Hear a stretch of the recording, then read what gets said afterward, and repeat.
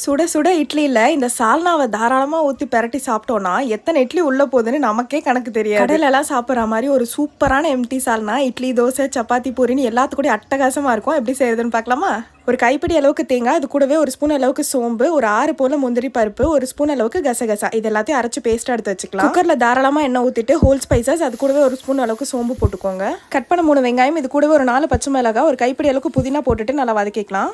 ஒரு ஸ்பூன் இஞ்சி பூண்டு பேஸ்ட், இது கூடவே 2 தக்காளி போட்டு நல்லா வதக்கிட்டு ஒரு ஸ்பூன் வெறுமிளகாய் தூள், ஒரு ஸ்பூன் தனியாத்தூள், அரை ஸ்பூன் சிக்கன் மசாலா, அரை ஸ்பூன் கரம் மசாலா, அரை ஸ்பூன் சீரகத்தூள், இது எல்லாத்தையும் போட்டுட்டு நல்லா வதக்கிக்கலாம். இப்போ நம்ம அரைச்சி வச்சிருந்த தேங்காய் பேஸ்ட்டையும் போட்டுட்டு அதையுமே நல்லா வதக்கிட்டு 1.5 கிளாஸ் அளவுக்கு தண்ணி ஊற்றிக்கலாம். குழம்புக்கு தேவையான அளவுக்கு உப்பு போட்டுட்டு குக்கரை மூடிட்டு ஒரு 3லேருந்து 4 விசில் விட்டுட்டு ஏர் ஃபுல்லாக போனதும் திறந்து எடுத்திங்கன்னா ஒரு சூப்பரான எம்டி சால்னா ரெடி.